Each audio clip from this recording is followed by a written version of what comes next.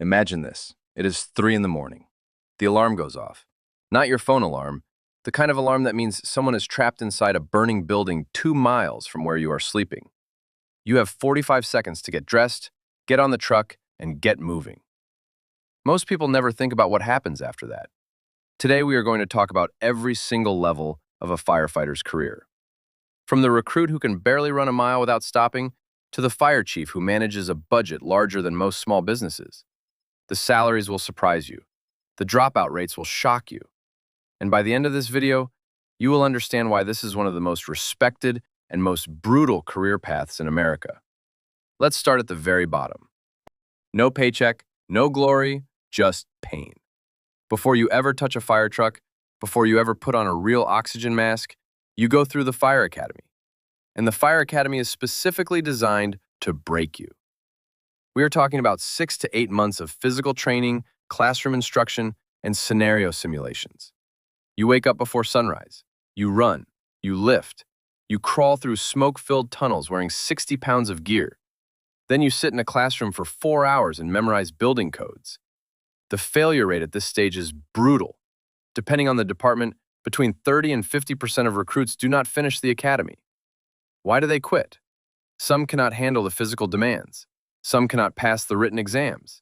Some walk into that first live burn exercise, feel the real heat of a real fire for the first time in their life, and something inside them says, "This is not for me." And that is okay. Because the ones who stay, they are built differently. The academy costs you nothing financially.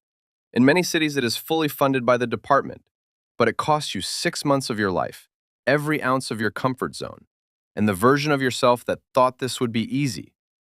Graduation day from the academy is one of the proudest moments of a firefighter's life. And then reality hits immediately. Because now you are a probationary firefighter, and probation is its own kind of hell. $20 to $35 per hour. You survived probation. You are now officially a firefighter. This is where most people stay for a long time. And there is nothing wrong with that. A career firefighter at this level with 10 years of experience in a major city can earn between $55,000 and $70,000 per year in base salary. But here's where it gets interesting financially. Overtime. Firefighters work in shifts, typically 24 hours on, 48 hours off. This schedule sounds amazing until you realize that departments are almost always understaffed, which means overtime is almost always available. Experienced firefighters who actively pick up overtime shifts can push their total annual income well above $100,000. Some push it to $120,000. This is not the exception in major cities. This is fairly common. At this level, you are also starting to build specializations: hazardous materials response, technical rescue, swift water rescue, high-angle rescue, which means you are rappelling down the sides of buildings or cliffs to reach people, urban search and rescue for collapsed structures. Every specialization comes with additional training, additional certifications, and additional pay.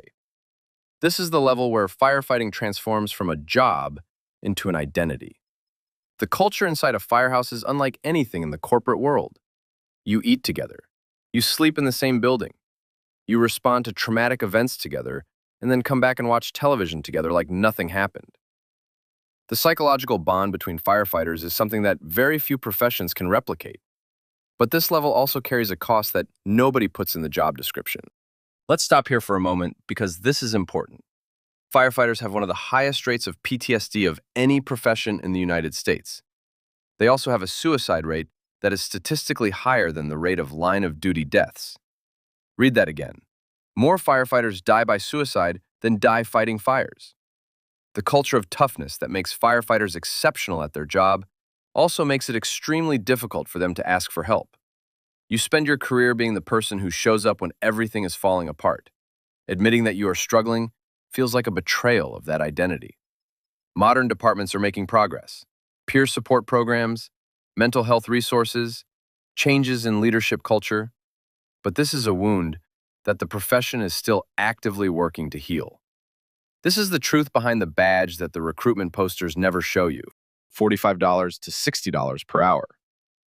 Now we enter the officer ranks. The lieutenant is the first leadership position in the fire service hierarchy. A lieutenant typically commands a crew of 3 to 5 firefighters on a single apparatus during a shift. Getting here requires passing a highly competitive promotional exam that tests knowledge of fire behavior, tactics, strategy, building construction, hazardous materials, and leadership principles. In major departments, the promotional list can have hundreds of candidates competing for a handful of spots. The lieutenant is the person your crew looks to the moment you arrive on scene. You have seconds to read the situation. What type of structure is burning? How far has the fire progressed? Where are potential victims? What resources do you have? What are you going to do first? These decisions are made in real time under extreme stress, with lives depending on whether your judgment is correct. Lieutenant pay in major metropolitan areas typically ranges from $90,000 to $115,000 in base salary. With overtime, many push past $140,000, $55 to $75 per hour. The captain commands an entire fire company, typically a full station with multiple apparatus and multiple crews across rotating shifts. This is where the job fundamentally changes in nature. You are no longer just a skilled technician who is also a leader. You are now a manager, a mentor, a trainer, a human resources officer, a budget administrator, and still an emergency responder all at once. Captains are responsible for the training and readiness of every person under their command. When something goes wrong on a call, and in this career things go wrong, it is the captain's responsibility. The promotional process to captain is even more competitive than lieutenant. Many departments require a minimum of 10 years of experience. The written exam is more complex. The oral interview process is rigorous. Captain salaries in major cities typically range from $110,000 to $150,000 annually. In cities like San Francisco or New York, base salaries for captains can exceed $160,000 before overtime and benefits. So let's look at the full picture. From a recruit making nothing in the academy, to a probationary firefighter at $15 an hour, to a career firefighter building towards 6 figures with overtime, to a lieutenant commanding a crew, to a captain running a station, to a battalion chief coordinating multiple companies, all the way to the fire chief of an entire city. The career of a firefighter is not a straight line. It is a ladder, and every rung requires you to prove yourself all over again. The money gets better at every level, but the responsibility gets heavier. The decisions get bigger, and the cost, physical, mental, emotional, never fully disappears. What this career gives you in return is something that very few professions can offer, a reason to get up every single day that is bigger than yourself. If you made it to the end of this video, drop a comment telling me which level surprised you the most. And if you want to see the next career breakdown, the notification bell is right there. See you in the next one.